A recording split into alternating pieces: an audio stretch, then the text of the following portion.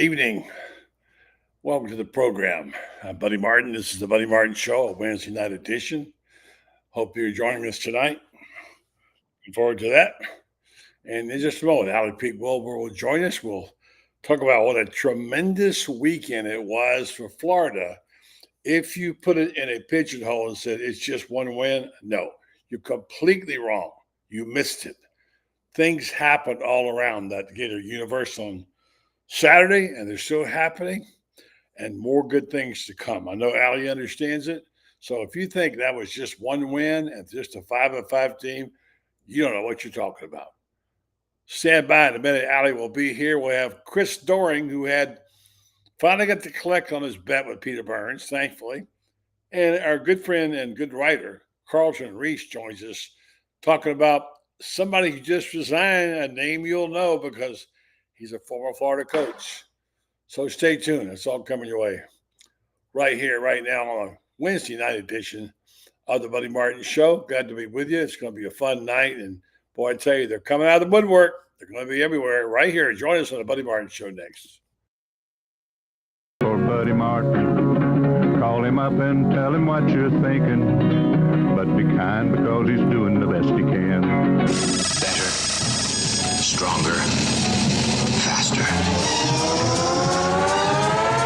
Mama says that alligators are ornery because they got all them teeth but no toothbrush. Hey, what if the voice calls while you're gone? Take a message. Bye. You ready, champ? I'm ready for this my whole life. I'm incapable of small talk. But that's why you love me, right? Kind of intimidating to be in the presence of so many great athletes.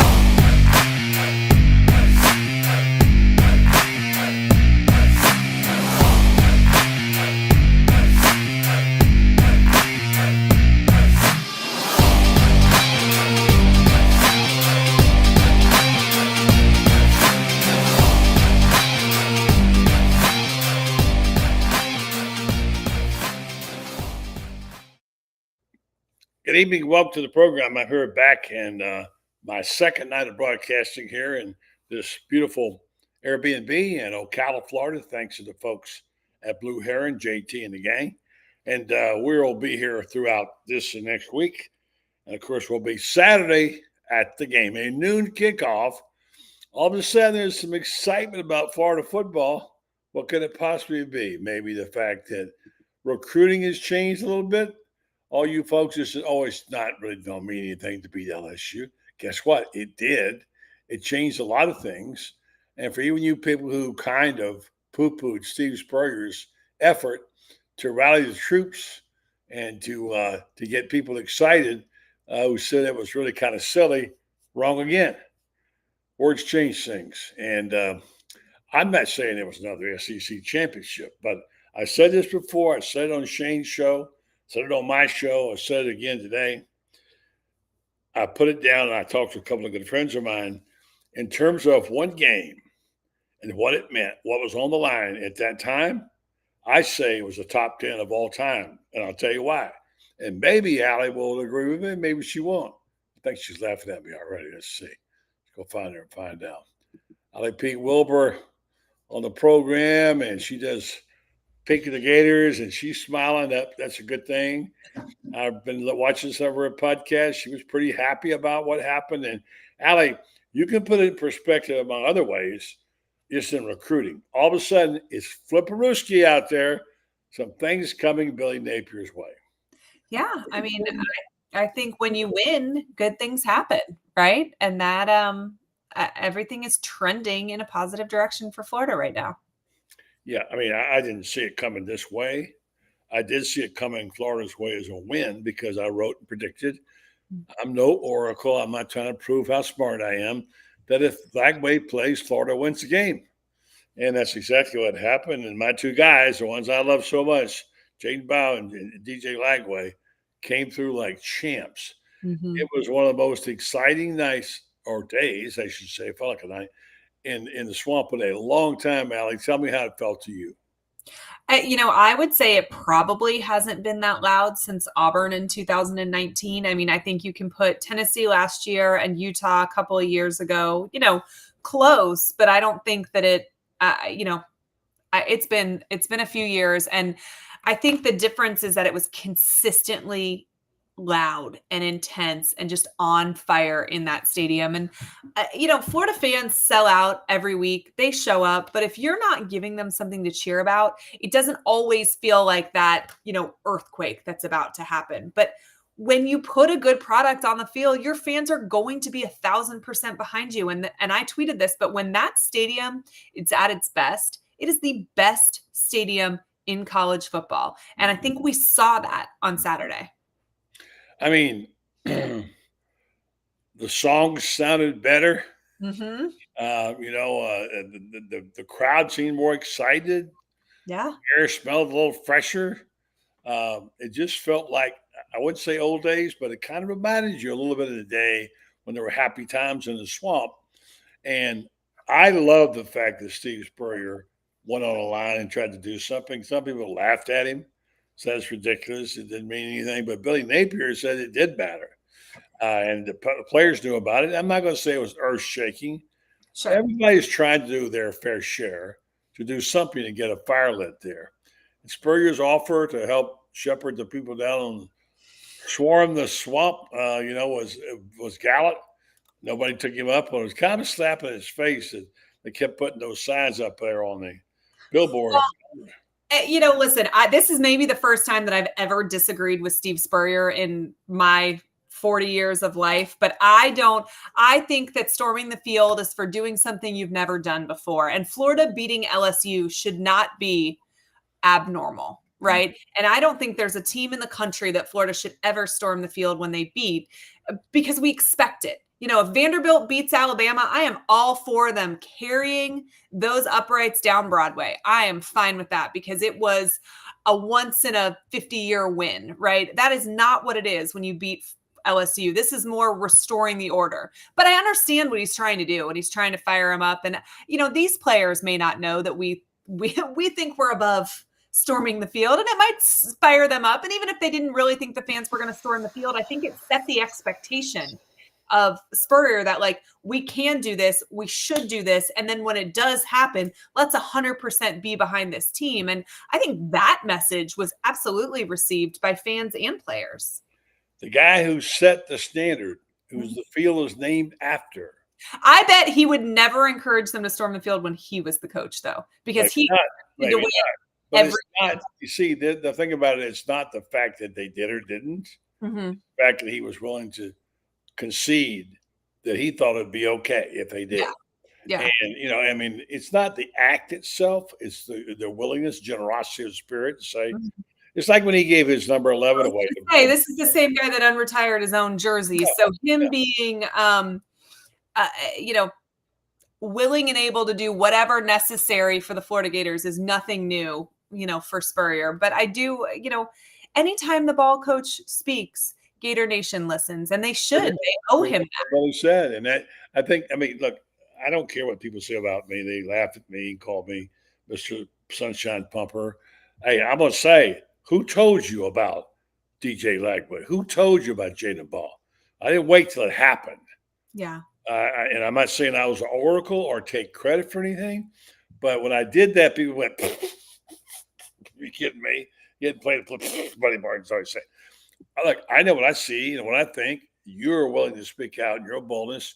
I think an act like Spurrier was simply done for impact. I mean, how about those fans who say, who do those Gators think they are? They haven't done jack lately. They're old news. Not even the top 4 or 5 teams in the conference. And you got to get off your high horse and recognize that we may think that about Florida, but not many other people outside of Florida do. So that's called arrogance, and you got to be aware of arrogance. Arrogance will bring you down. It has in this program before.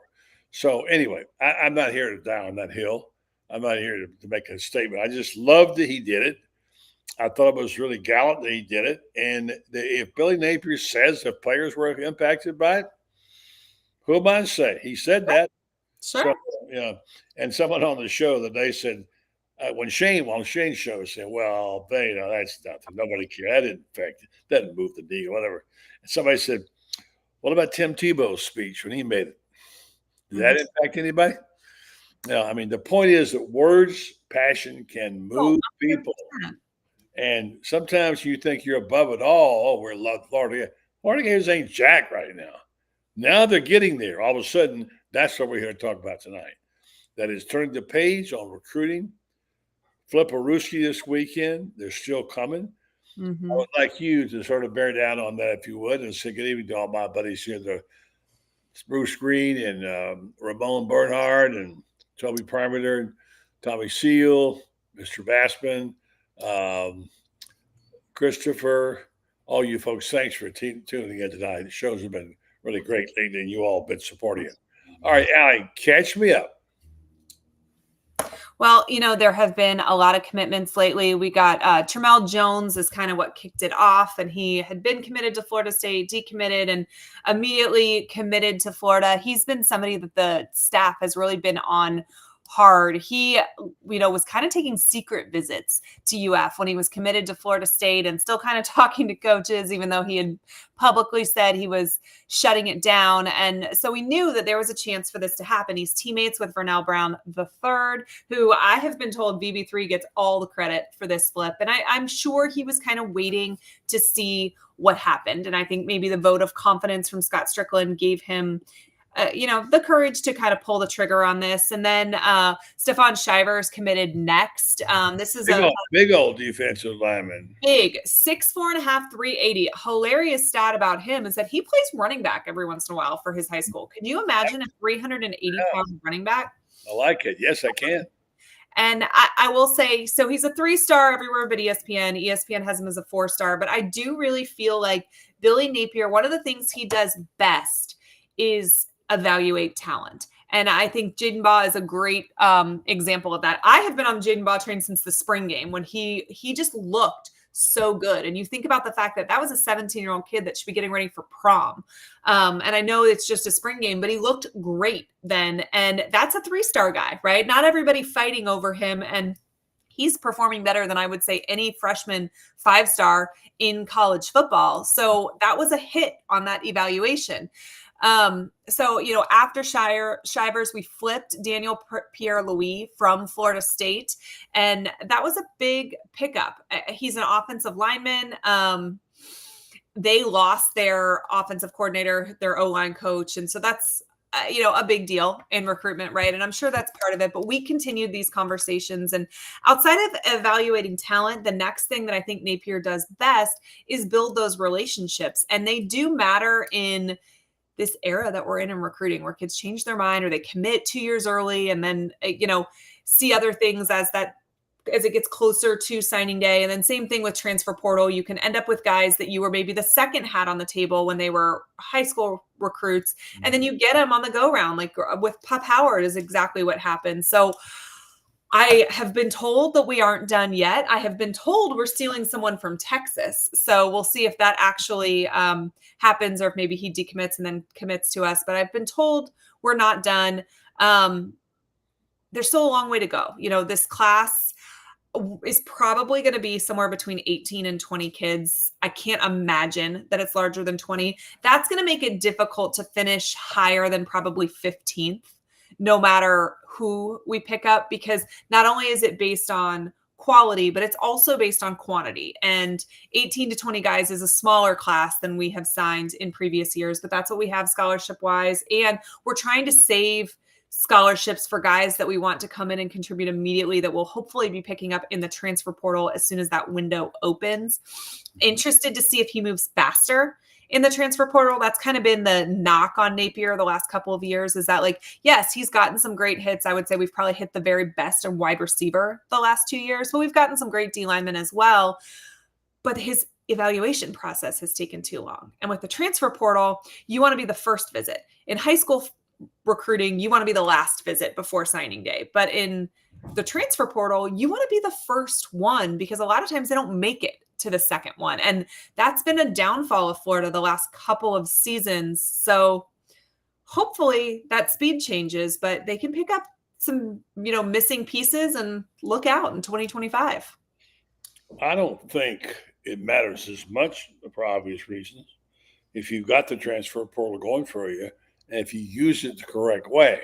Mm-hmm. The The correct way is not to build your whole team around It's not to do what Florida State's doing. what FSU tried to do, but to fill in the holes Yeah. once you get your recruits. That seems to work. It takes a little longer. Mhm. Perhaps we'll see how it affects Ole Miss. Mhm. And work well for Ole Miss, but some blend of that. And Mhm. Billy Napier made a statement in the locker room, and he showed the video. And he made a point to say this. I think he told his players, you need something character to stand on to get where you are right here, to get to accomplish what you've got. He feels like because they hung together. By the way, that's the most remarkable thing about this, how they've hung together. Mhm. And DJ Lagway deserves a lot of that credit because he recruited a lot of those guys. They hung together. They believed in him.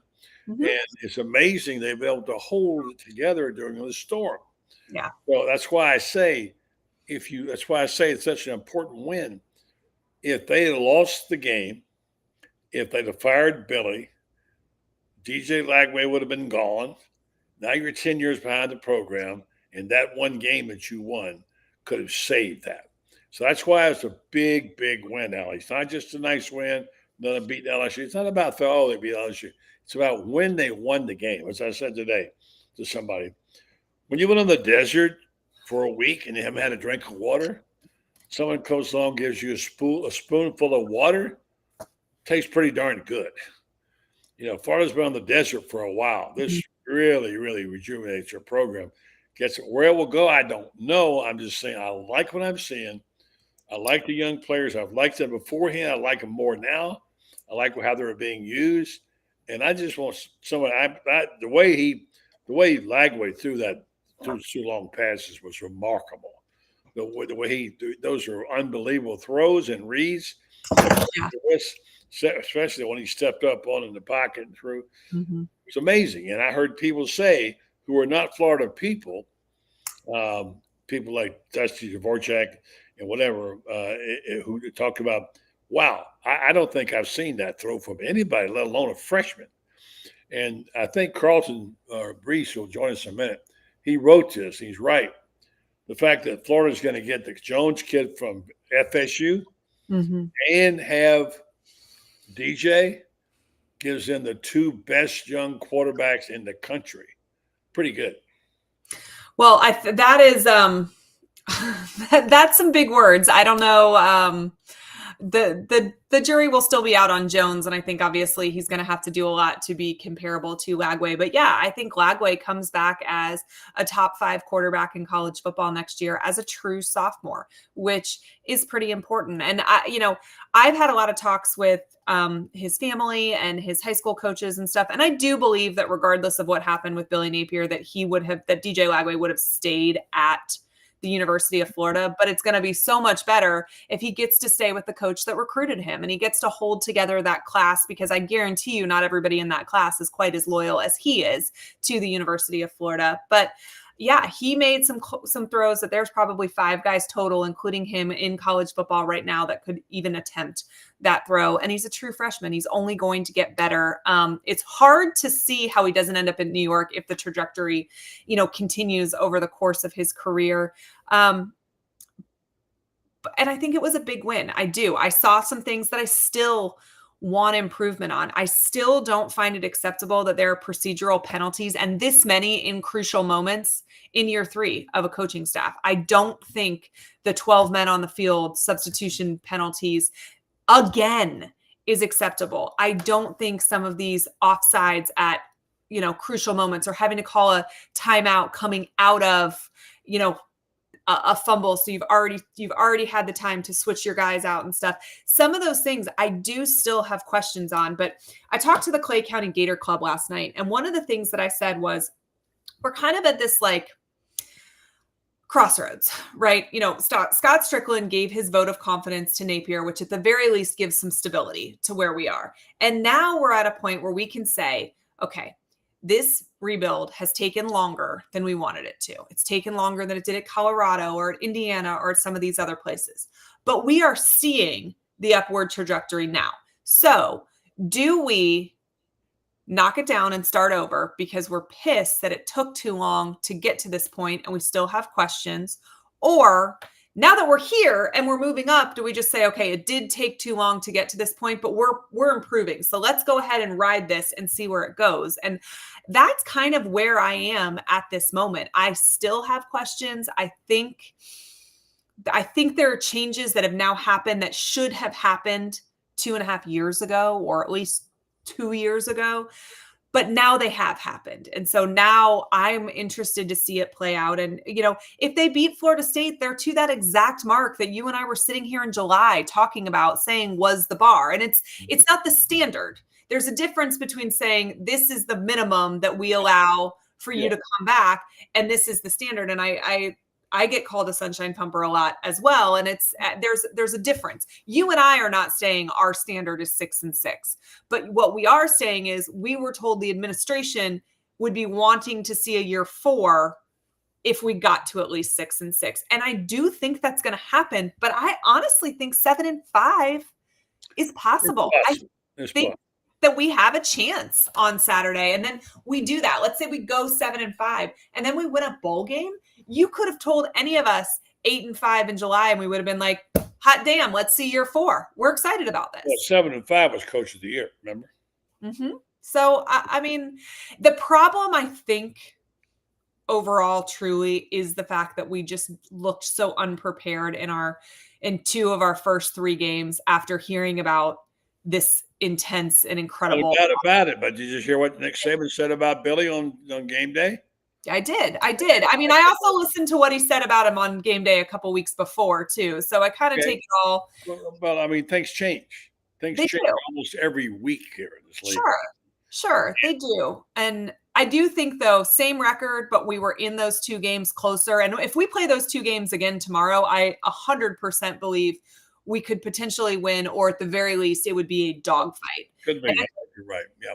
That's the problem. Yeah. All right. So stand by for a second. I want to tell folks, no, I don't have an injury report. Maybe you do. I haven't heard it yet.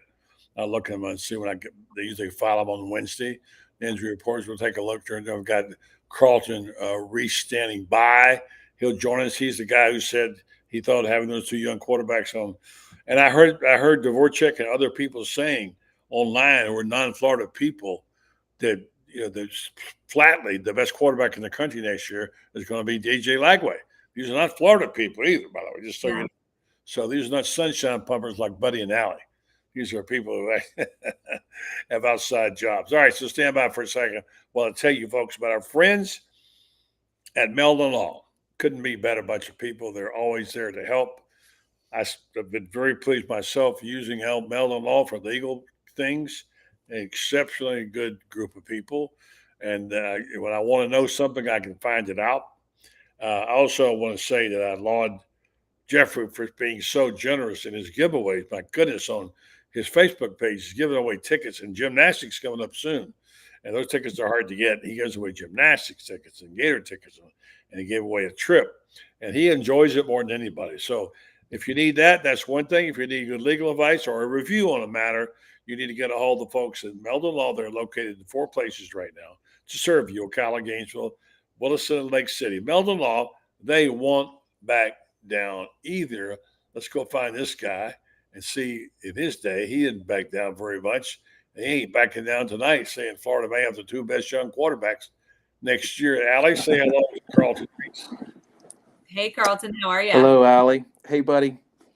For the record, it wasn't the 2 best young quarterbacks. It was the best 1-2 punch combination of young quarterbacks. Okay, so, I got you. I'm sorry. A little different on that.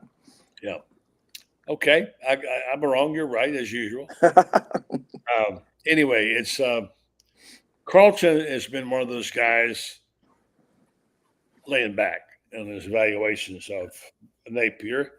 And he has justifiably been critical, as some of us has at different times. Look, I said 2 weeks ago he was a dead man walking, and I was ready to give up on him then. So I myself am guilty of going back and forth. Allie, you've been very critical of Billy.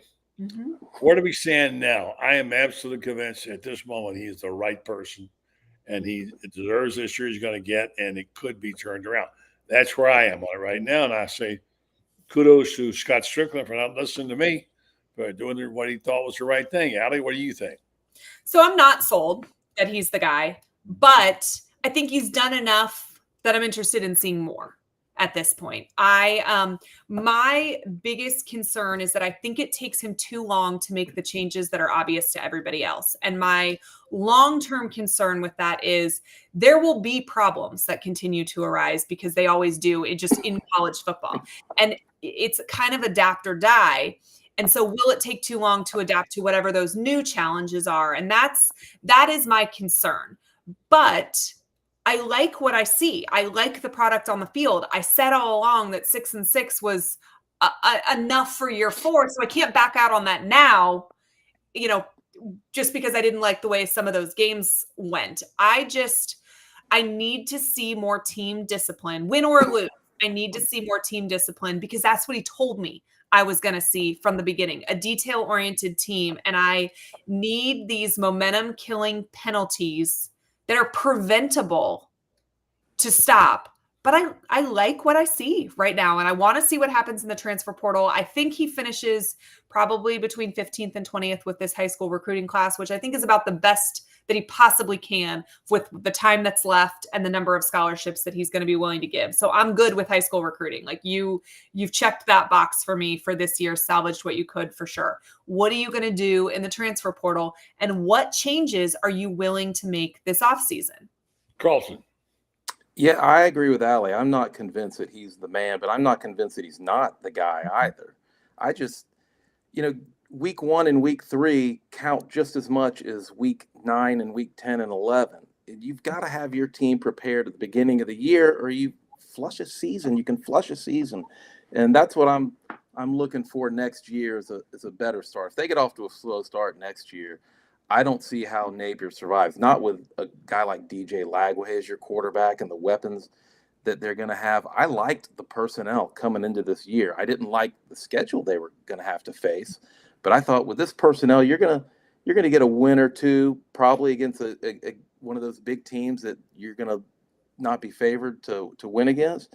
And you might even blow a game like to Kentucky, like we're used to doing. But I thought, 6-7 wins to me was very doable. I thought 8 was a wild shot. Mm-hmm. And, so I think if we look back, they have a chance to be 7-5, 6-6, they lose to Ole Miss. Is that supposed to be good enough? Because we are trending in the right way. I think the trend being correct is why Napier stays, mm-hmm. In addition to these young players that are committed to him. I mean, if you throw out Napier, you throw the baby out with the bathwater. You can forget about 2025. That's what I said in my column was, if you thought the September of 2024 season was painful, wait till you start 2025, without DJ Lagway, with a head coach that right now is, probably on some podcast panel in a recruiting class that's not even in the top 50. I'd rather have Napier, even if I don't think he might be the man in the long term. 2025 needs to be salvaged and given a chance. I think, something you said about these young guys being bought in, and then I see Bruce Green commented, Allie, these players love Napier regardless of what you think. And I think this is an important point. They do love Napier. And I think that that's important. And I think it's important. You can look at what's going on at Florida State versus what's going on here. And it would have been easy for these guys to give in and just throw the towel in on the season. And they didn't. Absolutely. But I will tell you why that is not the end all be all for me. I know for a fact that Channing Crowder dog cussed Jeremy Foley when he fired Ron Zook. Eric Wilbur was pissed and was going to hate Urban Meyer when they fired Ron Zook. And there is a bajillion of those guys that ended up in the 2006 title that felt the same way. They did not want Zook fired. And what Eric will tell you is, we didn't know what we didn't know. Yeah. And, they know what it's like to play for Napier. They know he's a good guy. None of us would argue with that at all. They love him, but that does not necessarily mean, whoever your coach is, that they are getting the best out of you. Yeah, you're right. I think the last people you want to ask sometimes are the players themselves. The players can't see the forest through the trees. Yeah. And they don't have anything to compare it to in a lot of cases either. And when Zook's players thought they were giving 100% effort all the time, and then Meyer came in, and Eric's like, we were probably at 40% of what our best Right. is. But we thought it was 100%. And then Myers showed us where we could get, if we really tried and pushed ourselves past our limits. And somebody commented that Muschamp. Yes, my brother played for Muschamp. My brother loved Muschamp, would run through a wall for Muschamp to this day. And honestly, I've talked to a lot of guys from Mullen that were pissed Mullen was fired. And, I know that there are some that felt like he threw the towel in. Most players love their head coach. It's who they spend the majority of their time. Not the LSU players. Not the LSU players, potentially not the Florida State players either. Right. But I think it's important. I just don't think it's the end all be all.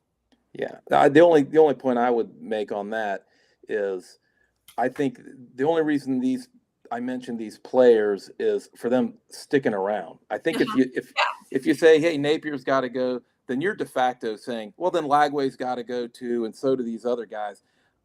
In today's transfer portal world, you can move a lot faster. The coach has to recruit his own players every year, and that's true. That's going to be a big problem.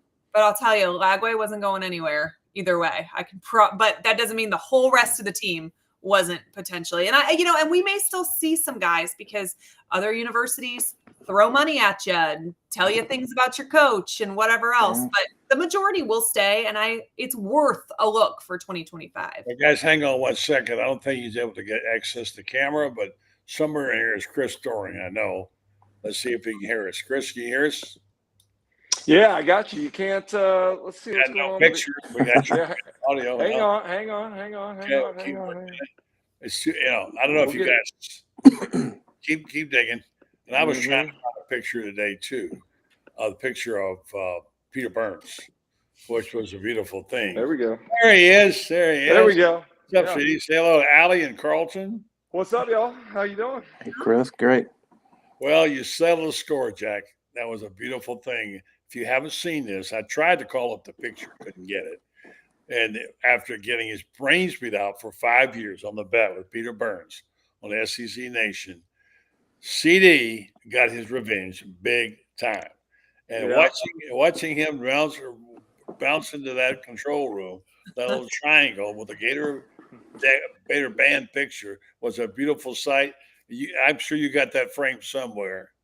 Oh, I got it everywhere. He was a good sport. I give him a lot of credit. He had some fun with it. It was a long time coming. 0-6 in Florida LSU bets, but well worth the wait. And man, the drama with the UPS delivery actually added more anxiety to the whole thing. So I'm glad it worked out, man. It was perfect timing. The only thing that would have been better, I was hoping we could get Coach Napier on, because I've had to do that interview in different outfits with Brian Kelly on that 2-shot too many times. So I was hoping we'd get Napier on while he was in the band uniform, but it didn't quite work out. Explain the UPS thing for those who didn't see the show. It was perfect the way it played out.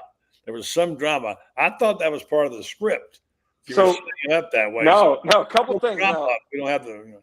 Yeah, a couple things. I want to give shout out to the Florida band director, everybody over there. Like, we proposed this bet to Florida and LSU.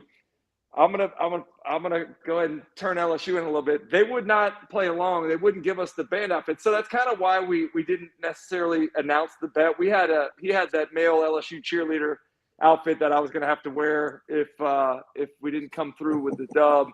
But it's so much better. The band outfit was just perfect. And literally, our buddy Paul Vasile over at Gator Boosters mailed it to the studio, sent it out Thursday for overnight delivery on Friday. Didn't show up Friday. Then we get the announcement that it's not going to be delivered until Monday, sometime between 10 o'clock and 12:30. Well, the show's over at 11. So I tweeted at UPS on Sunday, and Sergio from UPS took it in his hands, and they got that thing out there and on the truck and delivered right before the 10 o'clock segment, which was when we were going to do it anyway. So it could not have played out any better.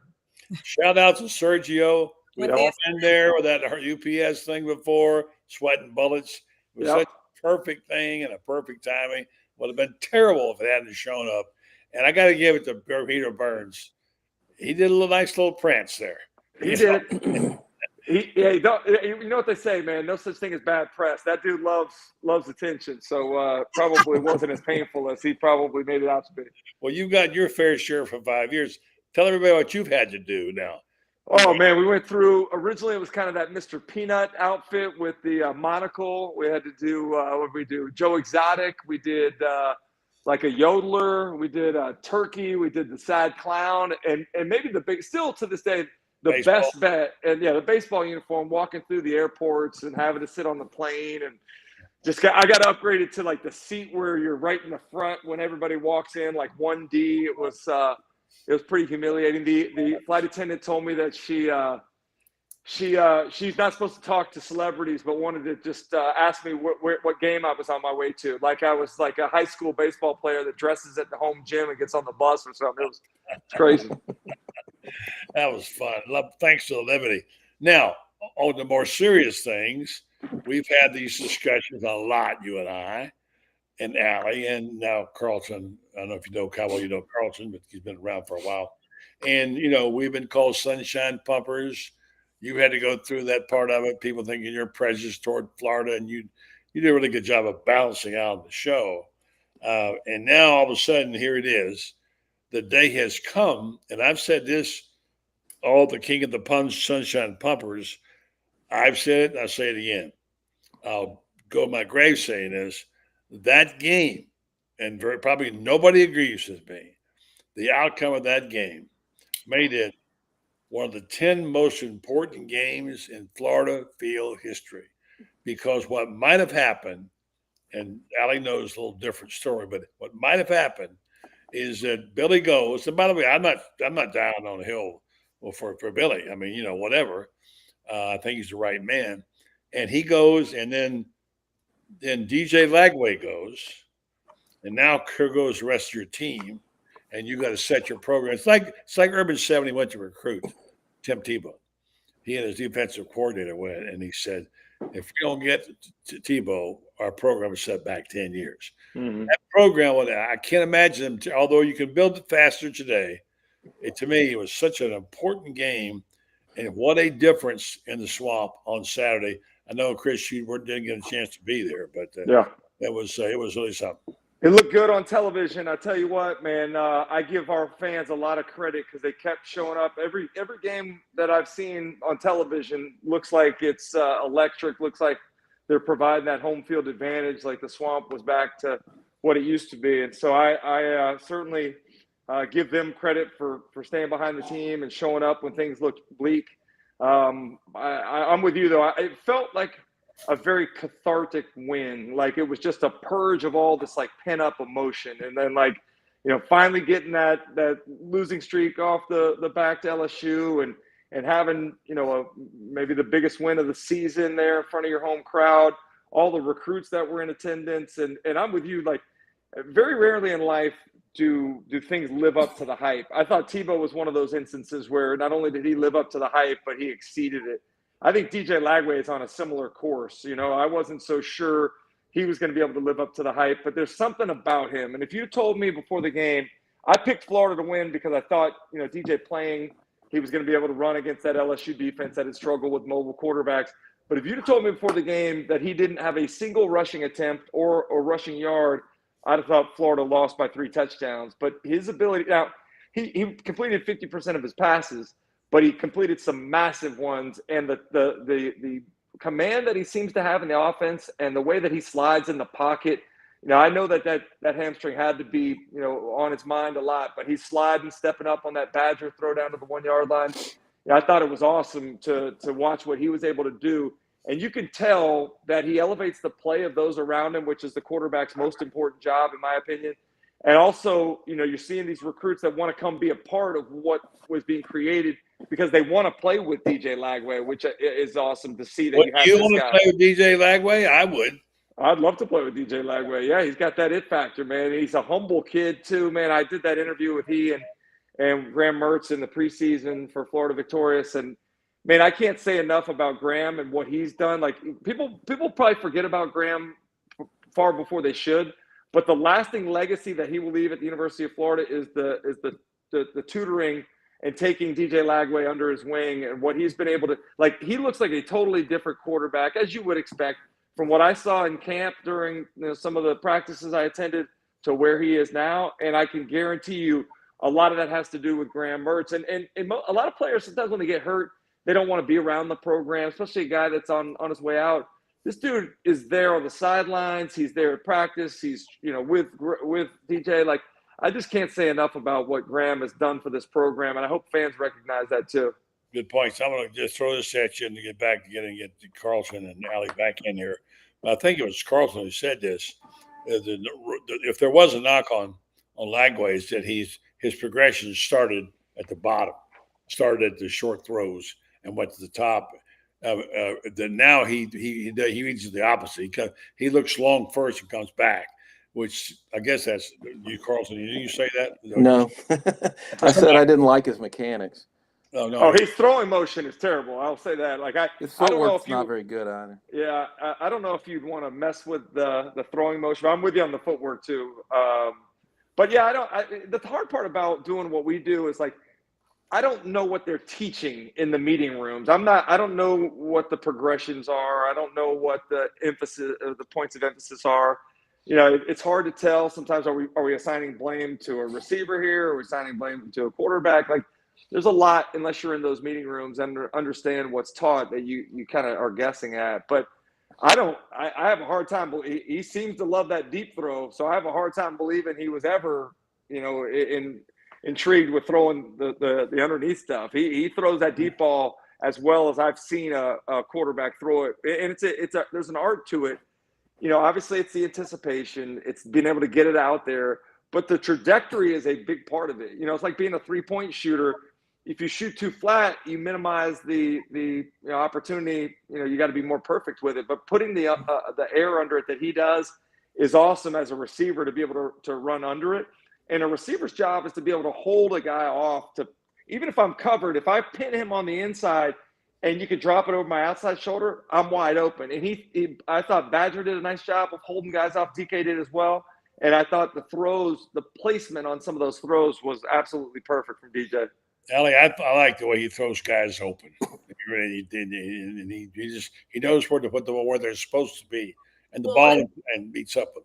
He trusts where his receivers are going to be. There was a throw where it was like, is it, and it ended up being right on the money, but it didn't look like that at the start. But he had the vision to see where it was going to be, not where it was. And Eric and I talk about the progressions a lot too, and he echoes the same thing Chris does, is that, like, we don't know what's being taught. So we can say what we think the progression is supposed to be, but that doesn't mean that that's the way they're being taught. It does seem like he picks the harder throw over the easier throw, but it works like every single time. So did you see that? I don't know if you guys got a chance to see it. I was watching it on the All-22 on the plane the other day. On that long throw to Badger, he's got DK wide open on the open route too. It's such an easier throw, but it is not the one he went with. And again, I don't know if we don't know what's being coached there, but listen, if hard works, go for it. Yep. I don't know, Carlson. I can see him going to New York one day. Yeah, well, I don't like Dustin Johnson's mechanics either, but he's won a couple of major championships. So what do I know? I love it when I watch him throw and both feet are off the ground and he's flinging it, and there's a guy on his shoulder pad, and it's just a perfect ball right in step with the receiver, a catchable ball. I don't see how he does it. Maybe I wouldn't mess with his mechanics. Just let him play by instinct. As far as New York, I don't want to get too far ahead of the game, but I mean, if you look at that trajectory, Allie had her little graph going. That's where it ends up is at the ceremony. I would want to change Jim Furyk's golf swing too, but it worked out pretty well, I think. And to relate to a sport well, Carlson. All right, so guys, here I'm gonna let you go, Chris. I know you had a long day, but where are we going here? Is this thing turned around? Is it just a one-hit wonder? What's your gut on this thing, Chris, and where it's going? I would be more apprehensive to say that, it was the turning point had I not seen the market improvement from September to where we are now, how hard these guys are playing. I heard you guys talking about how much they like Coach Napier. it feels to me like it is the turning point, and now Florida's on the upswing. Now you go out there and get blown out on Saturday. Like this noon game scares me a little bit. I don't want to see another one of those Arkansas performances like we saw last year. I think you have to continue to build. Like if they lose, there's no shame in losing to this Ole Miss team because I think they're one of the best teams in the country. But be competitive. Be competitive. Don't get blown out, and please, Lord, don't lose to Florida State. Yeah, that's a fireable offense. This is a team that's going to have won maybe 2 games by the time we play. It is a fireable offense to lose in Tallahassee. You know what's FSU funny, though, may Allie, be coming off a loss at Charleston Southern. Right. Yeah, I picked Florida to win 7 games this year, and if you told me after Texas A&M that there was any shot of winning 7 games, I'd have called you a liar. But like, it's within grasp, and certainly we know how hard this schedule was this year. Even getting to 6 feels like an accomplishment. But I look at the lines of scrimmage, man. We got pushed around by Miami and Texas A&M. It was embarrassing. I didn't think we were up for the task of playing the schedule we've had. But more times than not this year, we've either neutralized or won the lines of scrimmage on both sides of the ball. Like Florida's ability to run, I don't even know where that came from. As bad as the offensive line looked early in the season, and the penetrating nature of the defense now, like 7 sacks against that LSU offensive line that had only given up 6 for the season was pretty impressive. So if you're telling me we got a quarterback and we got lines of scrimmage that now look a little bit more like SEC lines of scrimmage, I mean, you can build around that, and it leads me to feel really optimistic that perhaps that was the turning point. I was going to say, I think with the lines of scrimmage, part of the issue at the beginning is because they didn't know who they wanted to play. So they essentially played everybody. And it wasn't until they kind of decided who their starters were and then dialed in on a more narrow rotation that it started to get good. And I guess the criticism could be you should have figured that out in the summer. But hopefully now that they know what it is, they can maybe plug and play a little bit on the off season as they need to, instead of, really have 10 guys try out during the first couple games. I'm with you. I think they play too many guys, not just offensive line, the receivers. I think there's too much shuffling. I'm with you. I want to find the guys that I can depend on and, spell those guys when you need to. Defensive line, you have to have a deeper rotation just by nature of the position. But I'm with you. I'd like to see a little bit more of that being narrowed in the preseason. Hey, what could happen if the quarterback had 2 wheels? That'd be amazing to see what he could do, right? And don't forget my man Jaden Ball. He outran that LSU secondary to a touchdown. Yeah. How about that? Like we've spent so much time crying about Etienne leaving in the offseason. I think, this group of running backs is ridiculously good. And I think that's one of the other things that I look at in Coach Napier and his staff. They do a great job of evaluating talent. The transfer portal guys that you've brought in the last couple of years with Pearsall and Mertz and this year with DK and Badger, and you look at what they've done in the high school ranks. I mean, I'm like Aaron Gates is a baller. I love Jack Pyburn. Yeah, I mean these dudes, the majority of the production being freshman and sophomore, really have me not only excited about the future but trusting in the evaluation of the talent that these coaches have been able to. Corner and safety. What's that? Draquezie playing corner safety. I mean, interchangeability has been remarkable. I think that's what he does best, is evaluate talent. I think if you got to pick one thing that he does better than anything else, that's probably what it is. I agree. I do think you'll see some staff changes. I think there's probably some stuff that'll occur after the season. All right, where are you going to go with that? You're not going to be an offensive coordinator. I agree with Shane. Billy's going to call the plays. That's what he does. Yeah. He's going to change out. I don't know. I thought that some of the defensive, like that was a little weird to me in the preseason with bringing Ron Roberts in and not necessarily having roles defined with Austin Armstrong and what was going to happen there. So then you got last week's defensive performance. What do you do about that? Yeah, but it goes back to what Alex said. Like, have these things decided in the preseason. Let's figure it all out before we hit the field in week 1. Mm-hmm. Yeah. I'll be surprised if Ron Roberts is there next year, honestly. I think it was like a sorcerer's apprentice kind of thing, and I don't know that that's a long-term solution. Well, I don't know. If they go win the last 2 games, they're all going to still be there. So they will have a hard time getting rid of them. Hey, Chris, good stuff. Always enjoy the show. I like Peter Burns when he's more humble. That's a good thing. It doesn't happen often, man. He's like my daughter. Like, just doesn't know that you're supposed to be like anything other than the best at everything you do. Like, PB thinks he's the best at everything, and so he just wakes up falsely confident for some reason.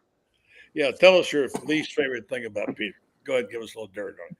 Oh my God, he's the worst house guest in the world. Like, he went to Auburn a couple weeks ago for that SEC Now Live show that he does. He stayed with Chiswick, Coach Chiz there, and Chiz sent me a picture of all these used Q-tips in the bathroom and like doors. Like, that's how when he's at my house, the cabinet doors were open, the towels were on the floor, like just completely like he's on probation in the studio because he leaves all of his stuff everywhere when he leaves. So everybody knows the dude has just zero attention span or any courtesy for anybody else when it comes to cleaning up. That band uniform, though, didn't he? Yeah, I think he secretly liked the orange and blue on him. He looked good in that band uniform, man. I wouldn't be surprised to see him come over our side. Yeah, well, there you go. There's your job. Recruit him. All right. On second thought, don't. Yep. Hey, Chris, thanks so much, man. Thanks, guys. Good to be with you guys. Appreciate it. Bye-bye. All right, so guys, let me do this real quick. Let's hit on this. Our friends, TitanTheMire.com, and that'll let you guys take me out of here and go with your final comments, and also the rest of the SEC, and whether we got a good thing or a bad thing. I've heard more people complain about the playoffs. They hate this 12-team playoff all of a sudden. I don't even I don't quite understand it. I heard Feinbaum say today it was supposed to reward the good teams, and we thought the SEC teams would be at the top at the end. Instead, we're going to be at the bottom. I don't know. I'll get your take. First, let me tell you what I do know. That is, this is a good deal for you if you need some kind of MRI in short notice, and you don't like going to a place you don't know about, and you don't like having to go wait, and you don't like to leave your work for an hour and a half. This is a place that can solve all of those. TitanTheMire.com, located right there in Gainesville. You can just give them a call and tell them you would like to have an MRI, and what your date and time will be. It'll depend on your office hours. You can custom make the appointment. You can come in during the nighttime, a weekend, whatever. They'll make it possible for you, if you don't have insurance, to pay with cash or card. And of course, they also realize that we don't like getting those little tubes. And if you're claustrophobic, let them know. They'll try to accommodate you. Anything you can do to make it easier. TitanMRI.com. Well, guys, here we go. Do we have a good thing or a bad thing with this whole 12-team playoff? Carlton, you go first. Well, you know me, buddy. I'm old school. I think the NFL revolves around the Super Bowl. That's the whole goal. I don't think college football has ever been revolving around the national championship. It's a nice thing to win and all that, but there's a lot of other things at stake in college football, regional rivalries and things like that. So I'm not, to make 15 games in a season, I'm not for it. The chaos that they're generating is all for. I'm too cynical to really comment fairly about it, to be honest with you, buddy. But too many games, I think. I like regular season matchups. I liked it when the bowl games mattered. Sometimes we had a lot of controversy with crowning a national championship, but honestly, I didn't care. I cared about Florida Auburn. I cared about Florida FSU and Georgia, and that's where I stand on it. Hey, Allie, how about this? How about Florida Vanderbilt in the bowl game? Listen, I don't want to play Vanderbilt in the bowl game. They're pretty darn good this season. But in terms of the playoffs, I'm a traditionalist, so I honestly, I'd go back to the BCS. We got that wrong all of one time, probably, and I think it works pretty well.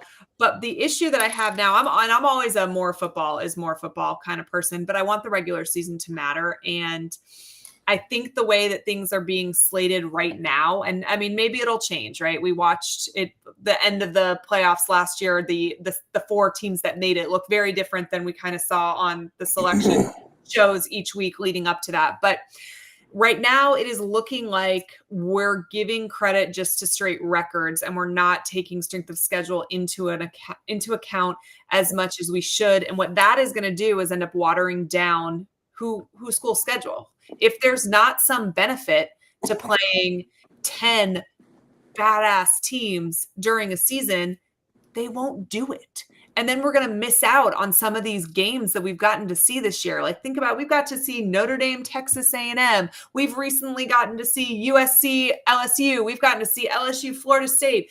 We played Michigan within the last 5 years. Like, we've gotten to see some really cool matchups that are going to go away if there is no weight given to playing that tough Power 5 team versus just playing the Sisters of the Blind instead, And so I do think that is going to have to change. I also don't love the idea that a conference champion from a weaker, like let's say an ACC conference champion is ranked 22nd when they win. They get a bye.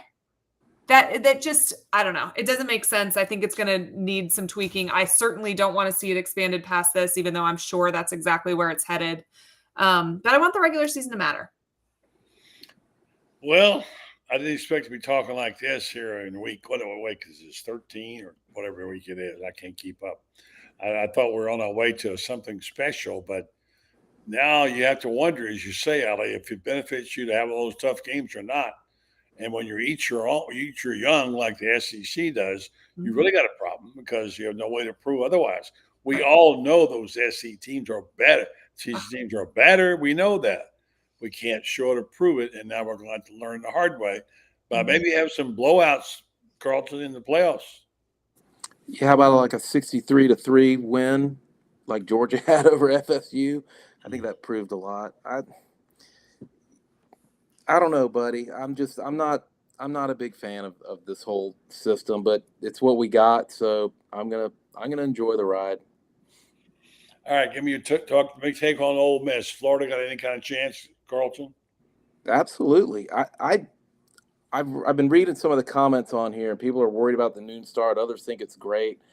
I think a noon start the week after the electricity, all the juice that was in that stadium is going to be very difficult to replicate. I like for fans to spend all day in the bars or in the tailgates, getting some liquid courage in them, and then come out very loud. Noon starts always scare me, but they got a chance. They got to get after their quarterback. Then they've got a chance. I worry about Ole Miss's defense though, as much as I do their offense. Allie, this is an 11 a.m. game for Ole Miss. Mm-hmm. It is. I don't love noon games for Florida. I never have. I just think that we take a little while to get warmed up as a team, and so I don't love them. But I do think that this is a team that has a lot to play for, and Ole Miss has a lot to play for. If Florida wins, Ole Miss won't go to the playoffs, and that's kind of crazy to think about. Ole Miss has Florida and Mississippi State left. Obviously, Florida is the tougher of those two, so they feel like if they beat Florida, they're sitting pretty. I do think Florida has a chance. What I'm going to be looking for is Napier has not been able to, so far during the course of his tenure, been able to string together big wins. And, you think about, we won Utah 2 years ago, and then we lost to Kentucky. We beat one, we lose. I want to see this consistent winning. So if we can go out, and even if it's close, right? Even if we don't beat Ole Miss, but let's say it's a 3-point ball game, that's huge progress. And so that's what I'm looking for. I just don't want it to look like Texas A&M and Miami. We got to at least be in it. Great stuff from Allie Peak Wilbur. Don't forget our podcast. It's on how many days a week? I even forget. We have 4 or 5. Kind of depends on what happened. We have those three stories broke this week for 3 different guys that committed. So a lot of videos this week, but at least 4 or 5 times a week. Lady taking care of those 2 sets of twins, and Eric, and also writing. And no, you haven't been writing. You owe me a story though, by the way. I do. I've been up since 6 a.m. I was at school on campus from 7 a.m. until 5:30 today, doing different stuff for my kids' school. Came home, put some kids to bed, tried to eat dinner real quick, jumped on and did my live, and I'm going to bed now. No excuses. There's no excuses in baseball. No excuse. You let Chris leave early because he was tired. Come on. Okay, thanks, Allie. Great job. And Carlton, keep up the good stuff. You can read him on Gator Bait now. Don't miss it. Carlton Reed's one of the best. Thanks, guys. Great job. Appreciate it. Good night, buddy. See you guys later. Good night. Thank you very much. All right, folks. Let's go wrap up the evening with you. And glad to be with you tonight. It's been a good night. It's always more fun when the team does better.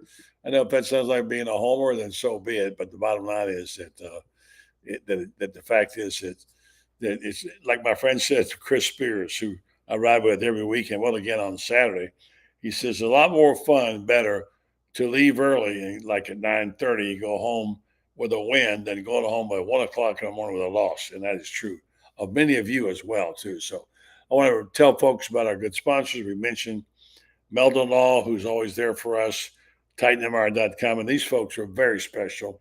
Renstar Medical Research. We talk about them a lot because there are folks who, in my hometown of Ocala, right here, they're always doing something worthwhile, supporting something in the community. They're downtown, they're a stakeholder, and they're looking after our health. They would like you to help them. They do these clinical research trials. They've done like 800 of them over the years to try to find the best kind of medications for us here in our community. They need you to come and volunteer and be a part of these. You can do it without any cost to you or your insurance. You can get paid for time and travel, by the way, and it's not harmful and not scary. And you can help them gather data they need to send off to get the prescriptions they need to get for people here in the area. So I encourage you to go to Renstar Medical Research and check them out, see what they do. They'll have different kinds of clinical trials. One may be suited better for you. Make an application. If you are picked, you could be paid for time and travel. Renstar Medical Research, seeking tomorrow's answers for the health questions of today. Good show tonight. Good to be with you. We're back tomorrow night with the Orange and Blue Bloods. And I want to say one more thing about my friend Franz Beard and his stepfather, Don Reynolds, who passed away. He and Carlita, I talked to Carlita today, Franz's mother. They had a long marriage, over 50 years or together. And yesterday, Dom, a Marine and a really good guy, devout Christian, he went home to be with his maker. And talked to Carlita today, and she knows she'll be there with him one of these days. So all my best to Franz Beard's family, and God bless you, R.I.P. to Dom Reynolds. Have a good night, folks. We'll talk to you tomorrow night, and get ready for this big weekend. Thanks.